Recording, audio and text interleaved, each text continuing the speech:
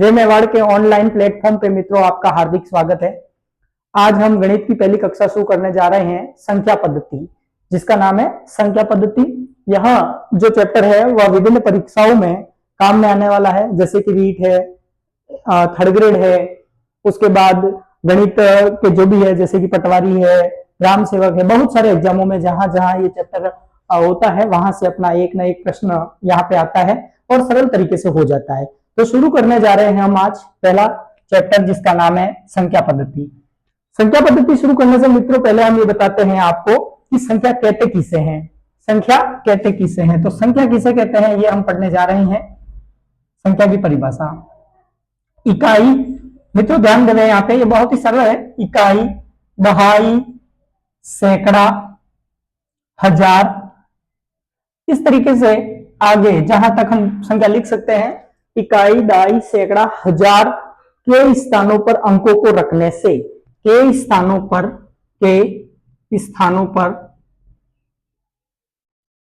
अंकों को रखने से, अंकों को रखने पर या रखने पर जो हमें प्राप्त होता है उसे हम संख्या कहते हैं। संख्या कहते हैं मित्रों। संख्या छोटी भी हो सकती है, संख्या बड़ी भी हो सकती है। उदाहरण के लिए हम संख्या लिखकर देख लेते हैं। यहां पे लिखा गया संख्या किसे कहते हैं, या संख्या पद्धति में संख्या क्या है। तो इकाई, दहाई, सैकड़ा, हजार के स्थान पर, यानी आगे भी हो सकती है संख्या, के स्थानों पर अंकों को रखने पर जो हमें प्राप्त होता है उसे हम संख्या कहते हैं। एक कोई इसी संख्या का उदाहरण ले लेते हैं। जैसे कहने का मतलब है 2, 4, 5, 2।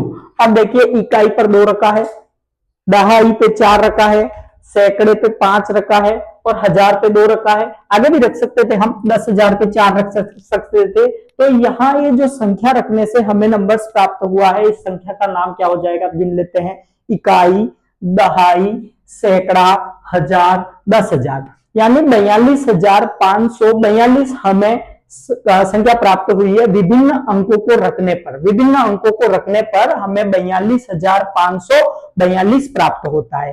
परिभाषा के अंदर क्या आया, अंक आया, यानी कि इकाई, दहाई, सैकड़े के स्थान पर जिन अंकों को रखने से जो हमें प्राप्त होता है उसे हम क्या कहते हैं, संख्या कहते हैं। अब बात आई अंकों को रखने से, तो अंक किसे कहेंगे, तो अंक के बारे में पढ़ लेते हैं हम। अंक किसे कहते हैं, अंक के बारे में बात करते हैं। गणित में संख्याओं को लिखने के लिए, ध्यान रखना, गणित में संख्याओं को लिखने के लिए जिन संकेतों का प्रयोग करते हैं उन्हें हम अंक कहते हैं। तो परिभाषा के माध्यम से लिख लेते हैं। गणित में संख्याओं को लिखने के लिए जिन संकेतों का प्रयोग करते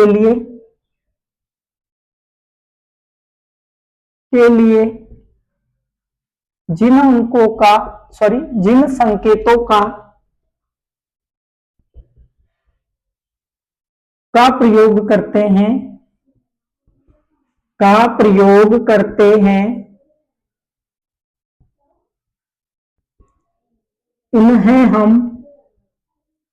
उन्हें हम अंक कहते हैं। वापस एक बार देख लेते हैं, अंक किसे कहते हैं। गणित में संख्याओं को लिखने के लिए जिन संकेतों का प्रयोग करते हैं उन्हें हम अंक कहते हैं। अब अंक के बारे में बात करते हैं। अंक होते कितने हैं या एक संकेत कितने होते हैं, तो गणित विषय में ऐसे संकेत कितने हैं, ऐसे संकेत 0 से 9 तक कुल 10 होते हैं। यही एक अंक की संख्या हो जाएगी, यही एक अंक की संख्या हो जाएगी, संख्या होगी। ये चीज साथ साथ में हो गई। एक अंक की संख्या कितनी हो गई, तो 0 से लगाकर 9 कुल संख्या में 10 हो गई, यानी कि अंक 10 हो गए, संख्या नहीं है ना।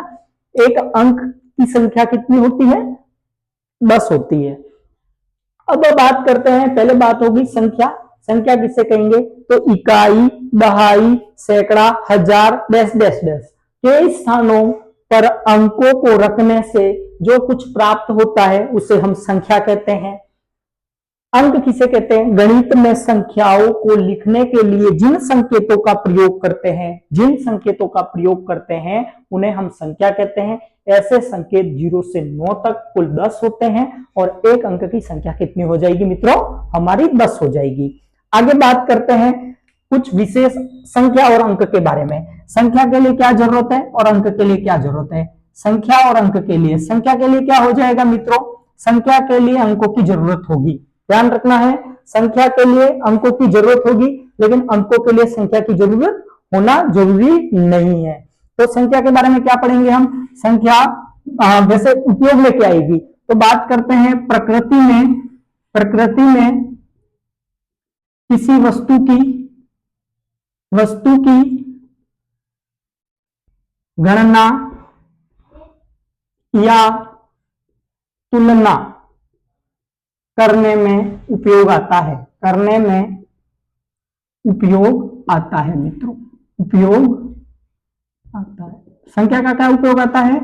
कि प्रकृति में किसी वस्तु की गणना या तुलना करने के लिए काम में आती है। क्या काम में आती है? संख्या काम में आती है। अंक अकेला होता है, ध्यान देवे। नेक्स्ट बहुत इंपॉर्टेंट चीज, अंक अकेला होगा। क्या होगा? अंक अकेला होगा, अंक अकेला होगा।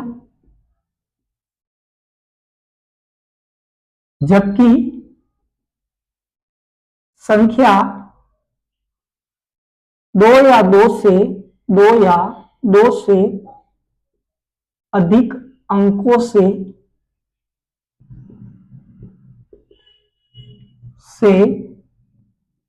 मिलकर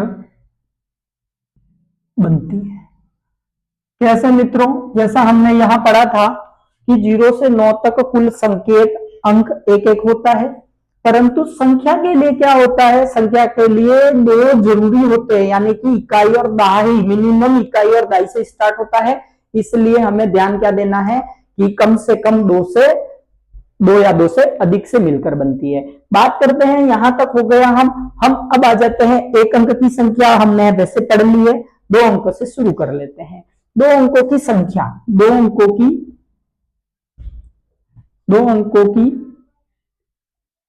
अंकों की संख्या कितनी होती है? 2 अंकों की संख्याएं, 2 अंकों की संख्या मित्रों कहां से शुरू हो जाएगी? यानी 2 डिजिट नंबर, 2 डिजिट यानी 2 अंकों की संख्याएं 10 से शुरू हो जाएगी मित्रों, 10 से 99 तक। कहां तक? 10 से 99 तक। कुल संख्या में ये 90 होगी। कितनी होगी? यहां से ध्यान दे दें, कुल संख्या कितनी होगी? 90 होगी। आगे बहुत सारी चीजें और पढ़नी है। आगे देखिए 3 अंक की संख्या। कितने अंक की? 3 अंक की संख्या या 3 अंकों की संख्या, अंकों की संख्याएं। 3 अंकों की संख्याएं कितनी है? यहाँ 2 अंकों की संख्याएं यहां लिखना रह गया ना, संख्याएं कितनी है? यहाँ ये थोड़ी मिस्टेक थी। 2 अंकों की संख्याएं 10 से 99 तक कुल 90 होती है। 3 अंकों की संख्याएं कहां से कहां तक होगी? तो यहां लिख लेते हैं अपन। 3 अंक की संख्याएं 100 से शुरू हो जाएगी, 100 से 999 तक, यानी 999 तक। और यह संख्या में कुल कितनी हो जाएगी? 900 हो जाएगी मित्रों। कितनी हो जाएगी? 900 हो जाएगी। अब अपन बात करते हैं मित्रों 4 अंक की संख्या। 4 अंकों की संख्याएं, 4 अंकों की संख्याएं, 4 अंकों की संख्याएं मित्रों कितनी हो जाएगी? तो यहां पे 1000 से 4 बार 9 मिला लेना है, तो 9999 तक हो जाएगी। और ये संख्याएं कुल कितनी हो जाएगी? 9000 हो जाएगी। कहने का मतलब मित्रों ध्यान ये रखना है हमें कि ये 2 अंकों की संख्या 10 हो जाएगी, तो 99 बड़ी वाली हो जाएगी, यानी 10 से लगाकर 99 तक। 3 अंक की संख्या 100 से लगाकर 999 तक कुल संख्या कितनी हो जाएगी? 900 हो जाएगी। 4 अंक की संख्या 1000 से लगाकर 9999 तक कुल 9000 हो जाएगी। अब मेरी बात सुनिए, यहाँ पे क्या बात सिखाना चाह रहे हैं आपको। यदि 4 अंक की जगह 5 अंक जाएंगे तो छोटी वाली संख्या में एक एक 0 बढ़ाते जाना है और बड़ी वाली संख्या में एक एक 9 बढ़ाते जाना है। यानी हमने पढ़ा था एक अंक की संख्या एक अंक की संख्या कितनी हो जाएगी, तो 0 से लगाकर 9 तक हो जाएगी मित्रों। तो देखो यहाँ पे 0 था मित्रों, यहाँ पे एक इस तरफ बढ़ेगा, जैसे जैसे संख्या बढ़ेगी एक 0 बढ़ाते जाना है, यानी 10, 10 के बाद 100, 100 के बाद 1000, 1000 के बाद इधर 10,000। इस तरीके से हमें जितनी बड़ी संख्या पूछे उसमें तो 0 लगाना है, लेकिन जैसे 5 अंक की बोली तो 4 0 लगा के आगे की तरफ 1 लगा देना है। कहने का तात्पर्य यह है, जैसे 6 अंक की बोली तो 5 बार 0 लगाने हैं, 5 बार 0 लगा देना, 1 2 3 4 और 5, और जहां पे 6 अंक की बोली गई है तो यहाँ पे हमें क्या करना, 1 लगाना। ये छोटी बनाते हुए ध्यान रखना है, 6 अंक की सबसे छोटी। अब बोले 6 अंक की सबसे बड़ी, 6 अंक की सबसे बड़ी बोले मित्रों तो उतनी ही बार 9 लगा लेने हैं, यानी 6 अंकों की सबसे बड़ी संख्या बोले तो 6 बार 9, 7 अंक की सबसे बड़ी बोले तो मित्रों 7 बार 9। इस तरीके से हमें ध्यान रखना है कि बड़ी संख्या और छोटी संख्या। अब यहां पे मैं लिख लेता हूं 6 अंकों की सबसे छोटी संख्या वह बड़ी संख्या, 6 अंकों की, अच्छा मैंने यहां ये लिख दिया ना, 6 अंकों की सबसे छोटी। अभी एक चीज ध्यान रखना है, यहाँ साथ साथ दोनों चीजें क्लियर होगी। 2 अंकों की संख्याएं 10 से लगाकर 99 तक 90 होती है, परंतु ध्यान रखना अभी यहाँ लिखवाना एक चीज रह गया कि यहाँ पे सबसे छोटी 10 है, सबसे बड़ी 99 है और कुल कितनी है, 90 है। इसी तरीके से 3 अंक की संख्या सबसे छोटी 100 है, सबसे बड़ी 999 है। ये ध्यान रखना, साथ साथ में दोनों चीजें क्लियर होगी कि छोटी बड़ी और कुल। तो यहाँ ध्यान रखना 6 अंक की सबसे छोटी संख्या और 6 अंक की सबसे बड़ी संख्या। और यहाँ पे भी ध्यान देना है आपको कि यहाँ कितनी हो रही है, यहाँ देखिए 4 अंक की थी तो यहाँ पे पीछे कितने 0 लगे, 3 0 लगे, तो यहाँ पे 5 0 लग जाएंगे। इजी कहीं हो जाएगा हमारा ये 1 2 3 4 5। कहने का मतलब है 6 अंक की कुल कितनी संख्याएं होती है, तो 6 अंक की कुल कितनी संख्या होती है, तो इतने 0 लगाओ और 1 0 कम लगा के वहां पे 9 लगा दो। इकाई, दाई, सैकड़ा, हजार, 10,000, लाख, 9 लाख हो जाएगी। इस तरीके से आशा करता हूं ये समझ में आया है। आप स्क्रीनशॉट ले लें, फिर मैं इसे क्लास को कंटिन्यू करते हैं। 2 मिनट आप ले लीजिए इसको।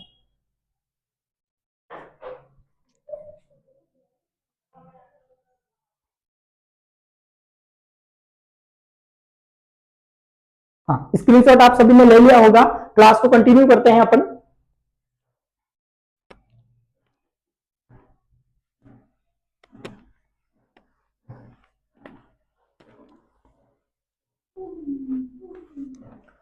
तो मित्रों यहां तक हो गया। एक बार फिर इसी कड़ी में आगे बढ़ते हैं और बता रहे हैं आपको नेक्स्ट 1 से 100 तक में, 1 से 100 तक में 0 कितने होते हैं, 1 से 100 तक में एक अंक कितनी बार आता है, 0 से 100 में बाकी के बचे हुए अंक कितनी बार आते हैं, इसकी भी चर्चा अपन कर लेते हैं। 0 से 1 से 100 तक, 1 से 100 तक, 1 से 100 तक में शून्य कितनी बार आएगा, शून्य आएगा हमारा 11 बार। कितनी बार आएगा, कितनी बार आएगा, तो शून्य 11 बार आएगा। गिनती करके देख लेते हैं, आपको बता देते हैं, जहां संभव है वहां गिन लेंगे। कहने का तात्पर्य 10 में शून्य आएगा, 20 में आएगा, 30 में आएगा, 40 में आएगा, 50, 60, 70, 80, 90, 100, यहाँ शून्य आ जाएंगे। बाकी के टाइम में शून्य नहीं आएगा। शून्य में देखिए 1 2 3 4 5 6 7 8 9 10 और 11। शून्य कितनी बार आएगा, 1 से 100 तक में शून्यों की संख्या 11 होगी। आगे बढ़ते हैं 1 से लगाकर 1 से 100 तक, 1 से 100 तक में, 1 से 100 तक में एक आएगा, एक अंक आएगा, एक अंक आएगा। एक अंक कितनी बार आएगा, तो ये 21 बार आएगा। गिन लेते हैं कैसे, तो देखिए एक बार 1 में आ जाएगा, फिर 10 में आएगा, फिर 11 में आएगा। ये 11 से 19 वाली लाइन में बाद में अपन गिनते हैं ना, 11 से 19 थोड़ा सा बड़ा है। फिर आ जाएगा हमारा 21, 31, 41, 51, 61, 71, 81, 81 और 91। यहां तक हो गया। अब देखिए एक तो 100 में आ जाएगा और 11 से लगाकर 19 तक कुल 9 होते हैं। कितने होते हैं, 9। अब देखिए 9 कैसे होंगे, 10 हो जाएंगे। गिन के बताते हैं आपको, 1 2 3 4 5 6 7 8 9 10 11 तो ये हो गए और 10 ये हो जाएंगे। 10 कैसे हो जाएंगे, तो यहाँ तो 11 तो ये हो गए 11 से लगाकर 19 में 9 और यहाँ पे डबल आ रहा, इसलिए टोटल कितने हो जाएंगे 10 ये हो जाएंगे, तो 11 और 10 21, तो टोटल 21 बार एक एक आएगा। अब पीछे क्या बचेगा, 0 और 1 तो निकल चुका है, तो 2 से लगाकर 9 तक में, 2 से 9 तक में जो संख्या है बाकी शेष बची हुई, शेष बची यानी कि 1 आ गया और 0 भी आ गया, यानी ये दोनों नहीं, कहने का मतलब 2 है, 3 है, 4 है, 5 है, 6, 7, 8 और 9 शेष बची हुई। शेष ये संख्या कितनी बार आएगी, 20-20 बार आएगी। कितनी बार आएगी, 20-20 बार आएगी। ये संख्या है आपकी कितनी बार आएगी, 20-20 बार आएगी। ये भी हमें ध्यान में रखना है मित्रों। अब ध्यान ये रखना है कि सभी संख्याएं कितनी बार आएगी, यानी कि सभी अंक, यानी 0 से लगाकर 9 तक के जो एक एक अंक है वो कुल कितनी बार आएंगे, तो कुल सभी अंक, कुल सभी अंक कितनी बार आएंगे, 192 बार आएंगे, 192, 192 जो भी आप बोलते हैं, सभी अंक कितनी बार आएंगे, 192 तक आएंगे। कहां, 1 से लगाकर 100 के बीच में, 1 से 100 तक कुल कितने आएंगे, 192 आएंगे। यहां तक क्लियर हो गया। हमने पहले तो ये पढ़ लिया है कि 2 अंक की बड़ी कौन सी है, 2 अंक की छोटी कौन सी है, फिर भी एक बार रिपीट कर लेते हैं।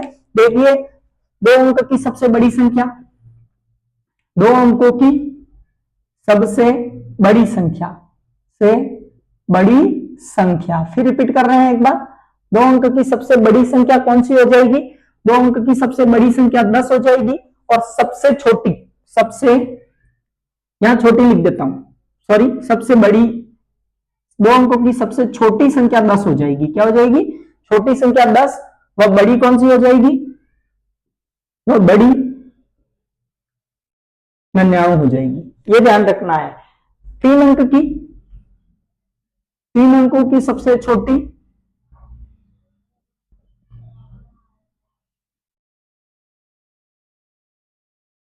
यहां पे की लिखना रह गया ना, 3 अंकों की सबसे छोटी,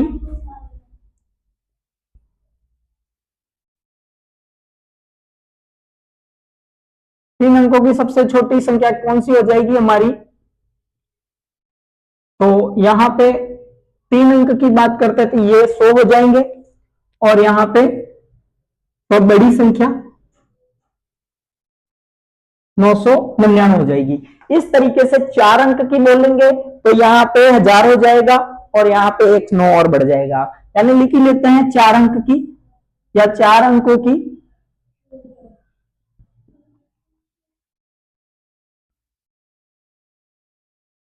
सबसे छोटी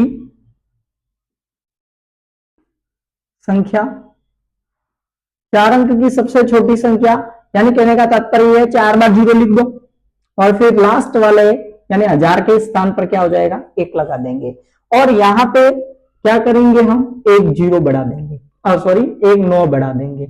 अब आपको कितनी बड़ी संख्या पूछे या कितनी भी छोटी संख्या पूछे, हमें इस तरीके से कर लेना है। कैसे करना है, चैप्टर पूरा होने पर मित्रों आपको प्रश्न उत्तर करवाए जाएंगे, उसमें आपको समझ में आ जाएगा कि किस तरीके के प्रश्न बनते हैं और किस तरीके से हल किए जाते हैं। तो यहाँ पे आइए मित्रों, 2 अंकों की सबसे छोटी संख्या 10 हो गई और बड़ी संख्या 99 हो गई।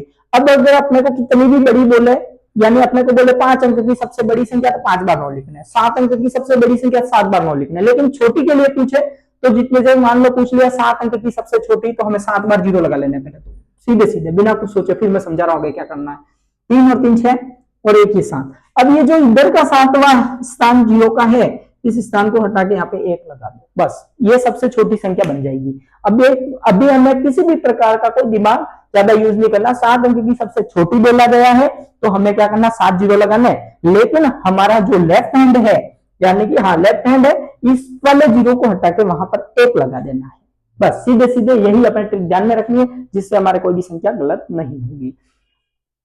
स्क्रीनशॉट ले लें, फिर इसको हटाते हैं, आगे पढ़ते हैं। फिर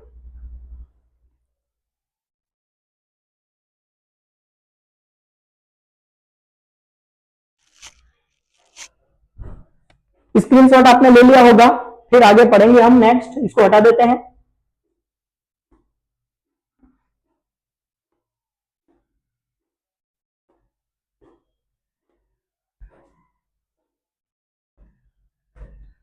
नेक्स्ट हम पढ़ रहे हैं स्थानीय मान और जातीय मान। यहां से प्रश्न मित्रों बनता है, हम पढ़ेंगे स्थानीय मान और जातीय मान। पहले पढ़ लेते हैं जातीय मान की बात करते हैं। जातीय मान, जातीय मान, इसी जातीय मान को हम क्या कहेंगे? अंकित मान कहेंगे। क्या कहेंगे? अंकित मान।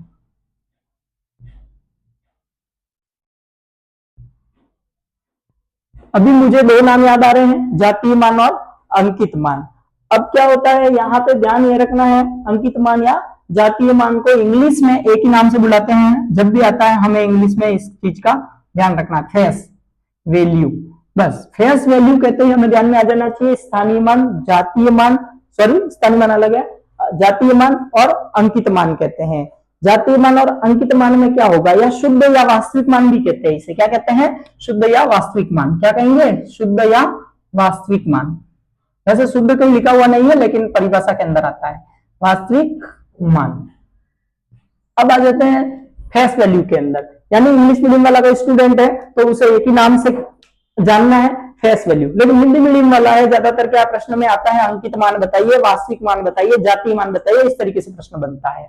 तो जातीय मान, अंकित मान या वास्तविक मान कहते किससे, यानी फेस वैल्यू कहते किससे है? अर्थात कहने का मतलब है जो संख्या है उसका वास्तविक मान है वही उसका जातीय अंकित मान कहलाएगा। किसी भी संख्या का वास्तविक मान ही उसका अंकित मान कहलाएगा। किसी संख्या, लिख लेते हैं, किसी संख्या का वास्तविक मान ही या शुद्ध मान ही, वास्तविक या शुद्ध मान ही उसका जातीय मान कहलाता है।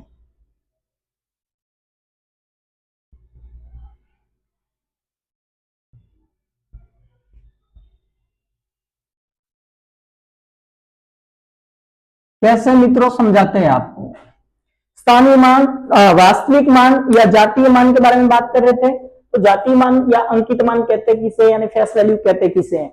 किसी संख्या का वास्तविक मान या शुद्ध मान जो कभी बदलता नहीं है, वो का वही रहता है, उसे शुद्ध मान को ही उसका जातीय मान कहते हैं। कैसे? मेरे कहने का तात्पर्य ये, हमने ले लिया ये संख्या ले ली, इसके अंदर हमें पूछा है 4 का वास्तविक मान बताइए, face value of 4, face value of 4, तो इसके अंदर इस संख्या में 4 हमेशा 4 ही रहेगा, यानी इसका जातीय मान 4 ही रहेगा, ये बदलेगा नहीं।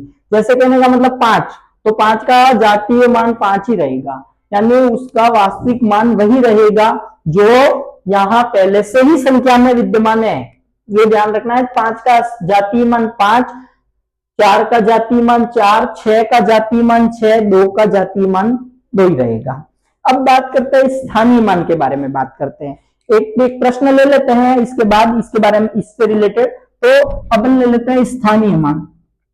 स्थानीय मान या स्थानिक मान, क्या बोलेंगे? स्थानिक मान, इसे इंग्लिश में कहेंगे हम प्लेस वैल्यू। प्लेस वैल्यू में क्या होगा मित्रों? किसी संख्या में उस अंक का, किसी संख्या में उस अंक का स्थान क्या कहलाएगा? स्थानीय मान कहलाएगा। यानी किसी संख्या में अंक का अपना स्थान स्थानीय मान कहलाएगा। स्थानीय या स्थानिक मान कहलाता है। कैसे कहलाता है मित्रों, समझाते हैं आपको। कहने का तात्पर्य देखिए, यही संख्या ले लेते हैं हम, 4, 5, 6, 2 में 4 का स्थानीय मान, 4 का स्थानीय मान बताइए। ले लिया 4 का स्थानीय मान, बताओ, नहीं बता हम रहे हैं आपको। 4 का स्थानीय मान क्या होगा? तो यहां कहने का मतलब देखो, 4 कौन से स्थान पे आ रहा है? इकाई, दहाई, सैकड़ा, हजार, अर्थात ये 4 है वो 1000 के स्थान पर आ रहा है, यानी 4 का स्थानीय मान क्या हो जाएगा? 4000 हो जाएगा। समझ में आ गया होगा कि स्थानीय मान कैसे निकालते हैं। 5 के बारे में बात करते हैं, तो 5 का स्थानीय मान क्या हो जाएगा? 5 का स्थानीय मान, 5 का स्थानीय मान, 5 कौन से स्थान पर है? इकाई, दहाई, सैकड़ा, तो ये दो जीरो लग गए। अब यहाँ पे क्या आ जाएगा, इकाई, दाई, सैकड़ा, अर्थात ये 5 का स्थान क्या हो जाएगा, 500 हो जाएगा। फिर 2 की बात करेंगे, 2 का स्थानीय मान, 2 का स्थानीय मान, 2 कहां पर है, इकाई पर ही है, तो 2 इकाई पर है, तो इसका स्थान 2 अर्थात 2 इकाई रहेगा। एक इकाई में 1 होता है, 2 इकाई में 2 होता है, तो 2 रहेगा। अब अपन इससे रिलेटेड कुछ बात कर लेते हैं। सबसे पहले मैं एक जातीय मान का ले लेता हूं और एक स्थानीय मान का ले लेता हूं, फिर आपको कुछ इसके बारे में फैक्ट्स लिखवाने। जातीय मान में मैंने एक संख्या ले ली, मान लो 402 ले लिया, और स्थानीय मान में 502 ले लिया, या फिर अपन करते हैं इसमें भी 402 ही ले लेते हैं, दोनों में 402 ले लिया। स्थान जातीय मान में इसका जातीय मान क्या हो सकता है, 2, इसका क्या होगा 0, इसका क्या होगा 4। कहने का तात्पर्य जो जिसका स्थान, जो जिसका अंक का स्थान है वही उसका जातीय मान हो जाएगा। लेकिन यहाँ पे स्थान बदलने पर मान भी बदल जाएगा। कैसे बदलेगा, 2 का तो 2 रहा, 0 का 0 ही रहा, लेकिन 4 का देखिए, 4 का कितना हो गया मित्रों, 400 हो गया। अब एक चीज यहां से निकल कर आई मित्रों, इकाई के अंक, इकाई के दोनों अंकों का कोई स्थानीय मान चेंज नहीं हुआ और न जातीय मान चेंज हुआ, सेम का सेम रहा। इकाई का अंक का कोई भी स्थानीय मान और जातीय मान चेंज नहीं हुआ। साथ ही एक चीज और होती है, 0 का भी स्थानीय मान और जातीय मान सेम का सेम रहा, कहीं पे भी नहीं बदला। तो यहाँ पे 2 हम चीजें लिख सकते हैं कि 0 का स्थानीय मान 0 होता है हमेशा, सॉरी 0 का, हाँ राइट तो है लेकिन कुछ चीज रह गई इसमें, 0 का स्थानीय मान और 0 का जातीय मान दोनों हमेशा 0 ही रहेगा। तो एक फैक्ट यहाँ लिख लेते हैं, जगह कम होने के कारण बाद में जरूरत पड़ेगी हटाएंगे। 0 का स्थानीय मान, ये कुछ नहीं है, ये स्टार लगा हुआ है ना, थोड़ा महत्वपूर्ण बिंदु। 0 का स्थानीय मान व जातीय मान, व जातीय मान हमेशा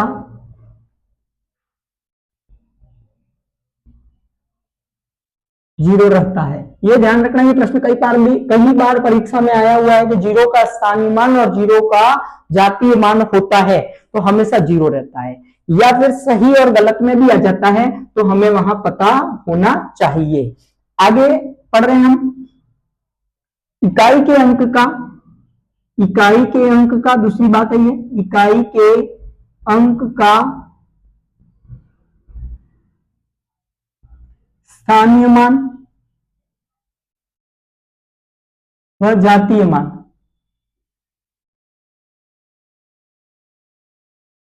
हमेशा इकाई का अंक ही होता है। इकाई का अंक ही रहता है। यहां पे भी आपको समझाया, इकाई का अंक 2 था तो इसका स्थानीय मान यानी प्लेस वैल्यू और फेस वैल्यू, स्थानीय मान और जातीय मान दोनों सेम रहे, लेकिन 0 में क्या होगा, 0 ही रहेगा। ये चीज ध्यान रखना है, ये दोनों चीजें बहुत ही इंपॉर्टेंट है।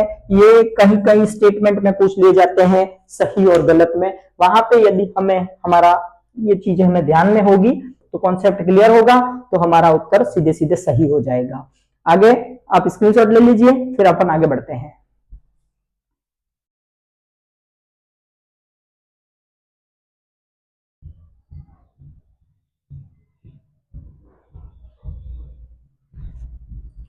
तो मित्रों आपने स्क्रीनशॉट ले लिया, हम आगे बढ़ते हैं।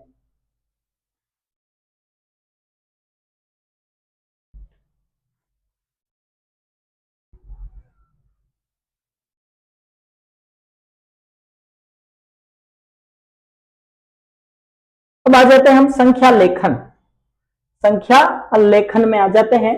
संख्या लेखन में क्या होगा हम देखते हैं अगला, संख्या लेखन। संख्या लेखन में क्या होगा, नंबर राइटिंग में क्या होगा कि संख्या लेखन में किसी संख्या को शब्दों में बोलना या शब्दों में बोलना या लिखना, उसी संख्या को अंकों में लिखकर प्रकट करना ही क्या कहलाएगा, संख्या लेखन कहलाएगा। कहने का तात्पर्य क्या है, वापस देख लीजिए यहां पर, किसी संख्या को शब्दों में बोलना या लिखना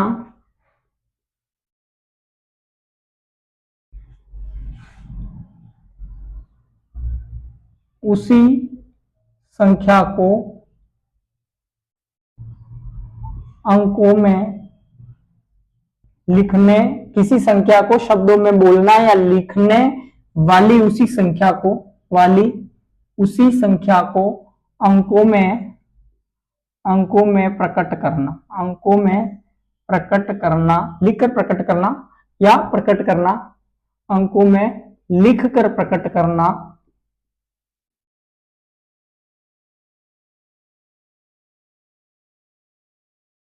संख्या लेखन कहलाता है। संख्या लेखन कैसे? जैसे मैंने बोल दिया 865 मैंने बोल दिया 865। एक तो मैंने ऑरली बोल लिया था, संख्या को शब्दों में बोलना, या इसी संख्या को मैंने शब्दों में लिख दिया। इसी संख्या को पुनः मैं अंकों में प्रकट कर देता हूं, लिखकर 865 ये अंकों में लिख दिया, ये संख्या लेखन कहलाएगा। क्योंकि यहां परिभाषा में क्या बताया मैंने, किसी संख्या को शब्दों में बोलना, यानी शब्दों में बोला 865। अब उसी संख्या को मैंने शब्दों में लिख रखा है 865, लेकिन उसी संख्या को अंकों में प्रकट करने को हम क्या कह देंगे मित्रों, संख्या लेखन कहेंगे। अब आगे बताते हैं, भारत में गणित विषय में संख्या लेखन की पद्धति की बात करते हैं। गणित में संख्या लेखन की पद्धति, संख्या लेखन की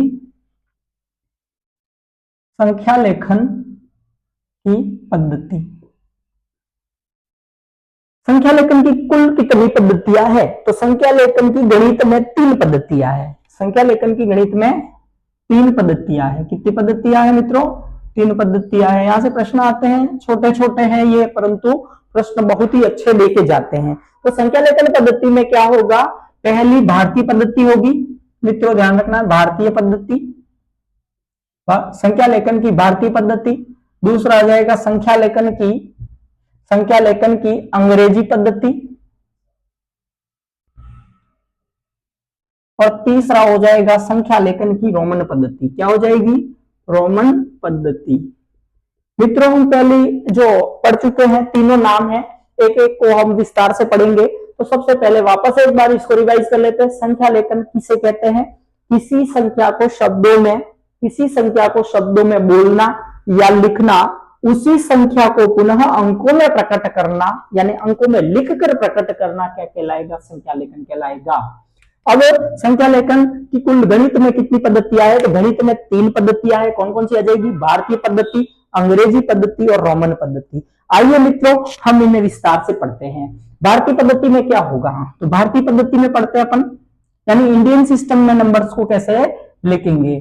तो इंडियन सिस्टम में क्या होगा, मैं बड़ी बड़ी परिभाषाएं में लिखवाऊंगा, सीधे सीधे मुद्दे की बात करके शॉर्ट चीजें बताई जाएगी, जहां से आपको सीधे समझ में आ जाए और आपका काम हो जाए।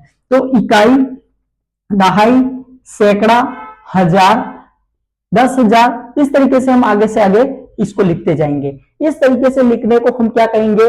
भारतीय पद्धति कहेंगे। क्या कहेंगे मित्रों? भारतीय पद्धति। लिखने की पद्धति को यहां लिख देता हूं मैं, इकाई, दहाई, सैकड़ा, ये दहाई लिखा हुआ है, ध्यान देवें, इकाई, दहाई, सैकड़ा, हजार, 10,000। मैं लिखने की पद्धति को ऐसे तो करो, 10,000 के बाद लाख आएगा, 10 लाख आएगा, करोड़ आएगा, 10 करोड़ आएगा, आगे से आगे बढ़ाते जाना है। यहां मैं डैश डैश कर देता हूं, मैं लिखने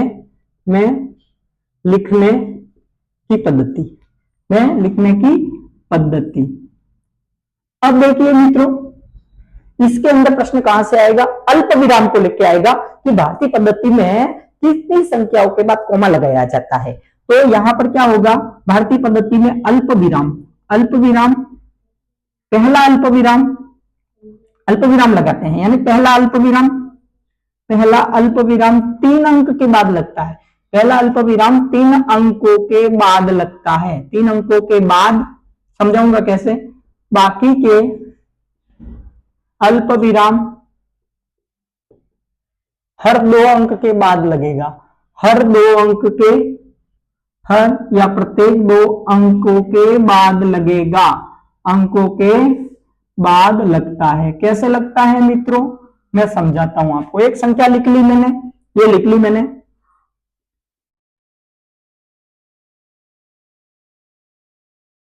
ये।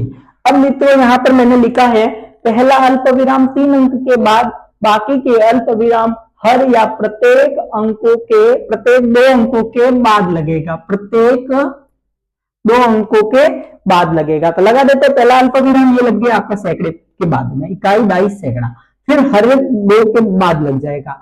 अब यहाँ पे एक संख्या और लिख लेते हैं ताकि पढ़ने में सही लगेगा। अब पढ़ के बताता हूं मैं आपको, देखिए इकाई, दहाई, सैकड़ा, हजार, 10,000, लाख, 10 लाख, करोड़, 10 करोड़। अब इस संख्या को हम पढ़ेंगे कैसे? संख्या को पढ़ेंगे मित्रों 64 लाख, 64 करोड़ 62 लाख 46,566, इस तरीके से इस संख्या को पढ़ेंगे। ये हमारी भारतीय इंडियन नंबर सिस्टम की नंबर सिस्टम है। अब हम दूसरी पद्धति में आते हैं, हर एक का प्रश्न उत्तर करेंगे हम, परंतु अभी हम इसको एक बार सारे को पढ़ लेते हैं, उसके बाद एक साथ साथ प्रश्न करना स्टार्ट करेंगे। अंग्रेजी पद्धति की बात करते हैं मित्रों। अंग्रेजी पद्धति के लिए मुझे बोर्ड की थोड़ी ज्यादा आवश्यकता रहेगी, या वैसे ज्यादा कोई नहीं है परंतु रहेगी तो सही। तो आप इसका एक बार क्या करेंगे, स्क्रीनशॉट ले लीजिए। मैं यहां से इस पद्धति को हटा के और फिर आगे बढ़ेंगे। एक बार स्क्रीनशॉट ले लीजिए आप।